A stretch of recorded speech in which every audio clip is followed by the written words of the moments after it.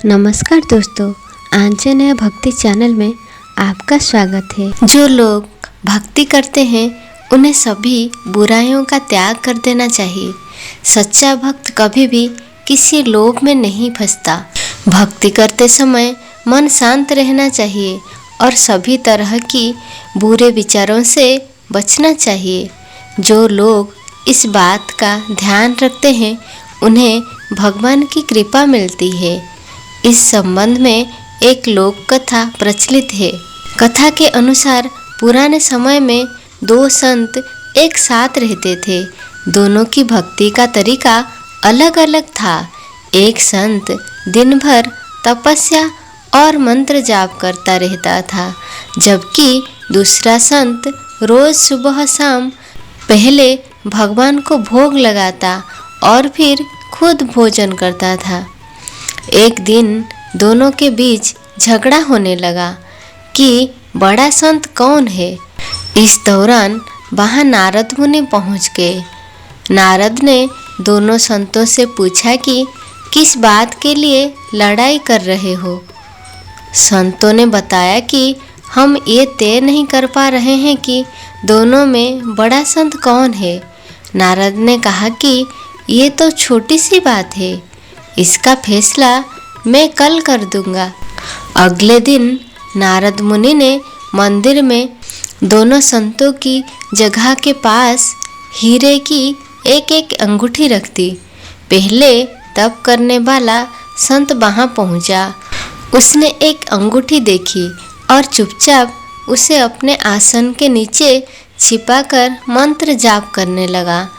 कुछ देर में दूसरा संत भगवान को भोग लगाने पहुंचा। उसने भी हीरे अंगूठी देखी, लेकिन उसने अंगूठी की ओर ध्यान नहीं दिया। भगवान को भोग लगाया और खाना खाने लगा। उसने अंगूठी नहीं उठाई। उसके मन में लालच नहीं जागा, क्योंकि उसे भरोसा था कि भगवान रोज उसके लिए खाने की व्यवस्था जरूर करेंगे। कुछ देर बाद वहाँ नारद जी आ गए। दोनों संतों ने पूछा कि अब आप बताएं कि हम दोनों में बड़ा संत कौन है। नारद ने तपस्या करने वाले संत को खड़े होने के लिए कहा। जैसे ही वह संत खड़ा हुआ तो उसके आसन के नीचे छिपी हुई अंगूठी दिख गई। नारद मुनि ने उससे कहा कि तुम दोनों में भोग लगाकर खाना खाने वाला संत बड़ा है। तपस्या करने वाले संत में चोरी करने की बुरी आदत है।